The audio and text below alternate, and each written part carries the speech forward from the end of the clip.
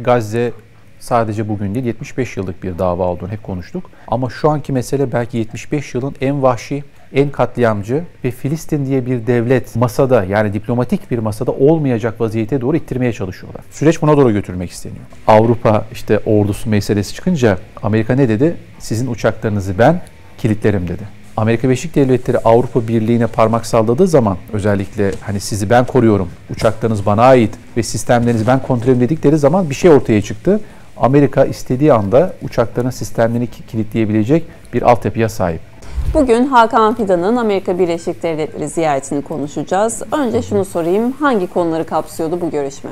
Tabii dönem olarak yani tam dünyanın yangın yerine döndüğü ve her zaman sizinle de defalarca konuştuğumuz 3. Dünya Savaşı ne zaman çıkacak diye hepimiz tabii ki endişeyle beklerken Türk-Amerikan ilişkilerinin de aslında bu gidişatta çok önemli bir role sahip olduğunu da söylememiz gerekir. Neden bunu söylüyorum? Çünkü Türkiye'nin özellikle coğrafi konumu hem Soğuk Savaş süreci ve Soğuk Savaş sonraki hep onların yeni dünya düzeni olarak adlandırdıkları Büyük Orta Doğu Projesi olarak İsrail merkezli bir yeni sürecin, yeni yapılanmanın Türkiye'nin çevre coğrafyasında belki de en yakın coğrafyası olarak gördüğümüz ve bir doğal uzantı olarak Anadolu'nun Mezopotamya'da gerçekleşecek olması tabii ki Türkiye'yi bu anlamda muhatap alınması gereken bir ülke pozisyonuna getiriyor.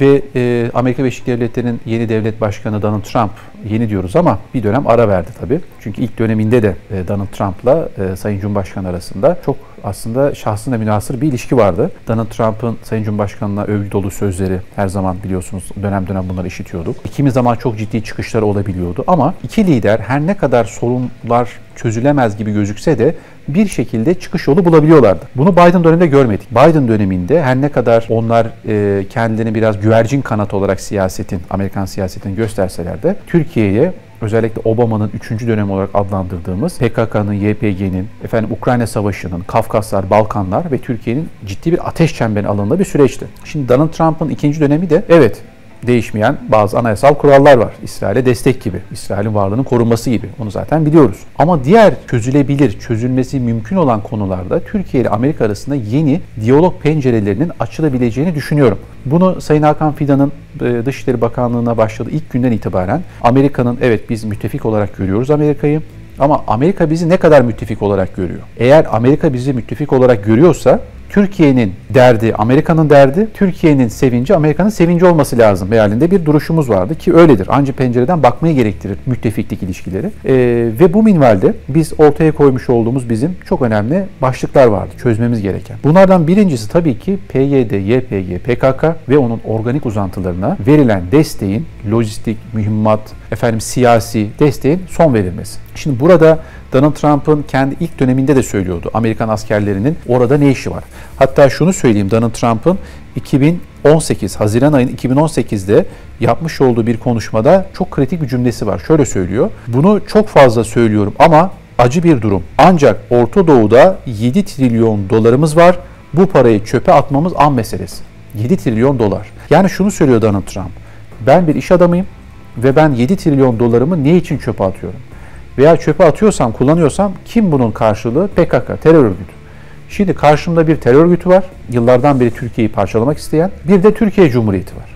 Şimdi ben müttefikim Türkiye ile beraber işbirliği yaparak çıkarlar tabii ki devletler çıkarlarını koruyacak o anlamda. Her şey bizim istediğimiz gibiydi. Ama terör örgütü mü Türkiye mi? Yani biz seçenek sunsanız Donald Trump bu zihniyette, bu iş adamı zihniyette kimi tercih eder? Tabii ki Türkiye'yi tercih eder. Ve son yeni Suriye'nin 4 yıllık inşaat süreci, geçiş hükümeti, Ahmet Şara'nın ve son atılan imzalarla beraber biliyorsunuz, Mazlum Abdi Şahin SDG'nin elebaşısı, atılan imzalarla beraber 60-70 bin kadar olan teröristlerin silahlarını teslim etmeleri, Suriye ordusuna entegre olması ve inşallah Suriye'de yeni anayasanın kurulmasıyla beraber de adil bir yargılama sürecinin uzun vadede başlatılması. Bu ilk adım atıldı mı? Atıldı. Peki bunlardan kim rahatsız oldu? İsrail rahatsız oldu. Bundan kim rahatsız oldu? Fransa rahatsız oldu ve Avrupa'da özellikle PKK'yı destekleyenler. Çünkü şunu söylüyorlardı, CENTCOM bu bölgede PKK'yı her zaman destekleyecek. 800 asker vardı CENTCOM'un, bunu 2000'e çıkardık dediler.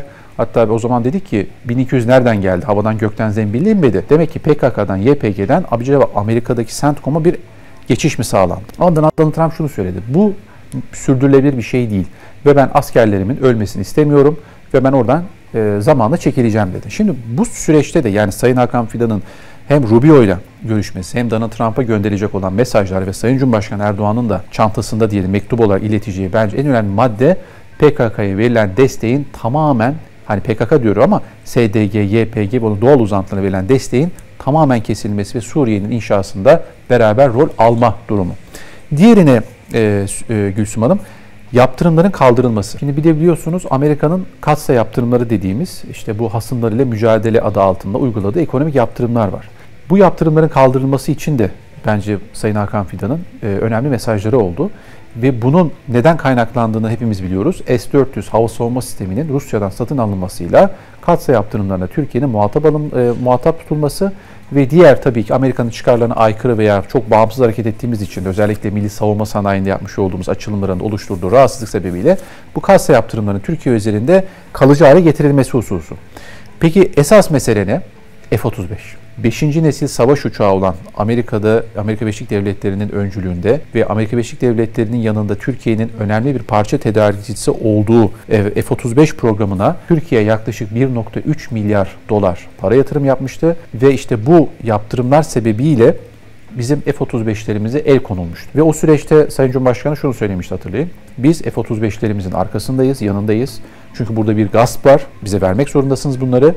Ama onu halledene kadar elimizdeki F-16'ların modernizasyonu ve yeni F-16'ların verilmesi noktasında da sizden destek bekliyoruz. Bunu Joe Biden döneminde ifade etmiştik. Joe Biden ben elimden geleni yapacağım dedi, merak etmeyin o iş bende dedi ama hiçbir şey yapamadı. Hatta 40 adet yeni F-16 ve 80 adet yanlış hatırlamıyorsam modernizasyon kiti tedarik edilecekti ama hiçbir şey yapılamadı. Şimdi bu toplantıda bence Sayın Hakan Fidan F-35 programının yanı sıra yeni F-16'ların ve modernizasyon kitlerin gönderilmesi noktasında da bir mutabakat zemininin olabileceğini söyleyebiliriz. Diğer taraftan tabii Türkiye'nin hani belki bunu slogan olarak söyleyebiliriz. Notlarımı aldım. Ben önemli olduğunu düşünüyorum. Amerika'nın Türkiye bakış açısını bence özetleyen bir tabir olarak bunu görüyorum. Artık Türkiye Doğu ile Batı arasında sıkışan bir köprü değil, dengeyi kuran, oyunu şekillendiren ve güçler arasında manevra kabiliyetiyle fark oluşturabilen jeopolitik bir satranç ustası. Şimdi bunu kendimize övgü olarak söylemiyorum. Jeopolitik satranç ustası demek, güçler arasındaki dengeyi hassasiyetle yürütebilmek demek. Bunu karşılıklı bağımlılığın yönetilmesi olarak güç tabirinde ben hep söylüyorum. Güç demek çok büyük silahlara sahip olmak değil artık belki de. Güçlerin karşılıklı bağımlılıktan idare edebilmek büyük aktörler arasında. Ve bugün Türkiye, Ukrayna Savaşı üzerinden, Kafkasya, Balkanlar bölge olarak söyleyelim. Bu stratejik havzalar genelinde Rusya, Amerika, Çin ve Avrupa Birliği arasındaki dengeyi, güç dengesini götürebiliyorsa işte bu jeopolitik satranç ustası olduğumuz özelliğini karşımıza çıkarıyor. Sayın Hakan Fidan'ın Amerika Birleşik Devletleri'ne temaslarının başladığı ilk günden itibaren aslında ortaya koymuş olduğumuz duruş bu. Türkiye jeopolitik bir satranç ustası.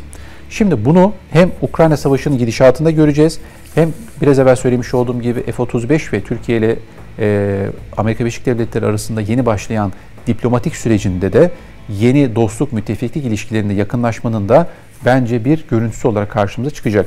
Hatta en son Donald Trump yine ne dedi? Türkiye önemli bir ülke ve Türkiye'nin iyi bir lideri vardır. Şimdi onların biz övgülerine muhtaç değiliz. Övsünler diye de bir şey yapmıyoruz tabii ki ama Donald Trump'ın duygusal bakmadığını, işe ticari yönden baktığını az çok bildiğimiz için demek ki Amerika Türkiye ile işbirliği yapma noktasında bir çıkar görüyor. Şimdi biz tabii tek taraflı olarak bunu Amerika bizden istediğini alacak. Biz hayır. Bize diyeceğiz ki evet işbirliği yaparız ama bizim de sizden istediklerimiz var. Bu işte masadaki Türkiye'nin müzakere ve diplomatik manevra kabiliyetini ve gücünü gösteren bir özellik olduğunu söylememiz gerekiyor. Diğer taraftan Sayın Hakan Fidan'ın bence ortaya süreci önemli argümanlardan biri, başlıklardan biri de enerji ve savunma alanında işbirliği. Biraz evvel dediğimiz ve bunu Türkiye'nin işte hem insansız hava araçları, hem insansız deniz araçları, kara araçları ve daha sonra bizim kendi öz sermayemizle ve öz aklımızla çıkaracağımız, üreteceğimiz savunma sanayi ürünlerini Amerika Birleşik Devletleri'ne pazarlama veya ortak inovasyon, ortak üretme kabiliyetimizi ortaya koyabilmek. Önceden neydi Gülsüm Hanım? Amerika bize göndersin, biz kullanalım. Hatta biliyorsunuz onların bir meşhur Avrupa ordusu meselesi çıkınca Amerika ne dedi? Sizin uçaklarınızı ben kilitlerim dedi. Amerika Birleşik Devletleri Avrupa Birliği'ne parmak salladığı zaman özellikle hani sizi ben koruyorum, uçaklarınız bana ait ve sistemlerinizi ben kontrol ediyorum dedikleri zaman bir şey ortaya çıktı. Amerika istediği anda uçakların sistemlerini kilitleyebilecek bir altyapıya sahip. Şimdi Türkiye ne yaptı? Kanunu üretti, kendi tankını, insansız hava, deniz kara araçlarını. Bu ne diyor demek ki? Amerika'ya beraber de bir şey yapabiliriz. Bu Türkiye'nin o savunma sanayi kapasitesinde ve bakış açısındaki renovasyonu ve inovasyonun ne kadar sıçradığını da ortaya koyuyor. Bu da çok mühim olduğunu söyleyebiliriz. Diğer taraftan enerji denkleminde Türkiye'nin artık değişmez, sabit bir aktör olduğu, masada olması gerektiği de ortaya çıktı. Hatırlarsınız geçmiş zamanlarda Nabucco enerji projesi kıyamet kopardılar. Mükemmel bir proje geliyor. Türkiye var mı? Yok. Biz bunu Yunanistan'la halledeceğiz. Olmadı. İsmet projesi. Türkiye'yi yine görmezden gelerek bir enerji masası kurdular. O da olmadı.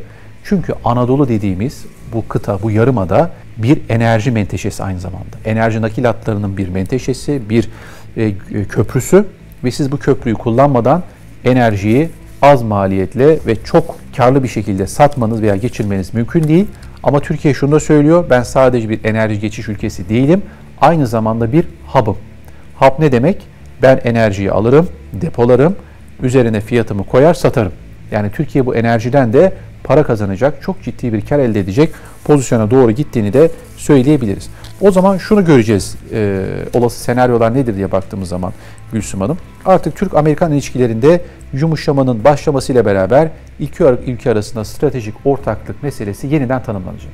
Stratejik ortaklığın yeniden tanımlanabileceği bir döneme doğru bence girebileceğimizi düşünüyorum. Hocam bu görüşmede peki Ukrayna, Gazze, Suriye özelinde ne konuşuldu? Az çok bahsettiniz ama öne çıkan mesajlar neydi bu 3 ülke üzerinde? Şimdi biliyorsunuz Gülsüm Hanım, bizim en hassas çizgimiz Gazze. Gazze sadece bugün değil 75 yıllık bir dava olduğunu hep konuştuk.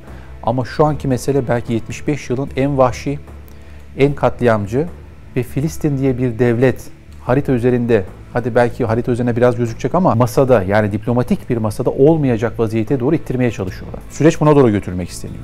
Şimdi biz en başta ne dedik Amerika Birleşik Devletleri'ne? Sen Netanyahu'ya destek vermediğin sürece bir mermi bile atamaz. Peki ne gördük Joe Biden döneminden başlayarak? Air Force One uçağına binen Joe Biden Tel Aviv Havalimanı'nda indi ve Netanyahu ile kucaklaştı, sarıldılar.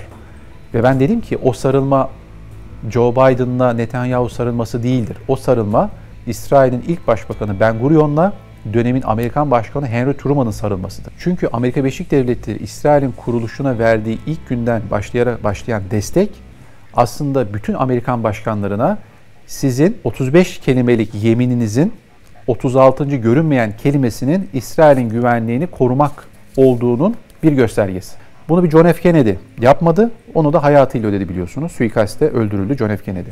Şimdi dolayısıyla bizim Donald Trump'tan Gazze'deki soykırımı ben durduracağım, ben İsrail'i cezalandıracağım, ben İsrail destek vermeyeceğim demesini beklemek açık söyleyeyim biraz hayalperestlik olur. Ama şunu yapabiliriz. Amerika Birleşik Devletleri'nin verdiği desteğe rağmen Netanyahu'nun katliamcı terör anlayışının engellenmesi hususunda Türkiye ciddi bir lobi faaliyeti yürütmek zorunda olduğunu düşünüyorum. Burada da Türkiye'nin uzun zamandan beri Amerika Birleşik Devletleri'nin senatosunda, kongresinde ve düşünce kuruluşlarında oluşturduğu bir lobi faaliyeti var. Biliyorsunuz Amerika lobitokrasiyle yönetilen bir devlet. Yani lobilerin siyaset üzerinde hakimiyetin olan bir ülkeden bahsediyoruz. Dolayısıyla Türkiye'nin de lobisinin, Türk lobisinin Amerika'da güçlü olması gerekiyor.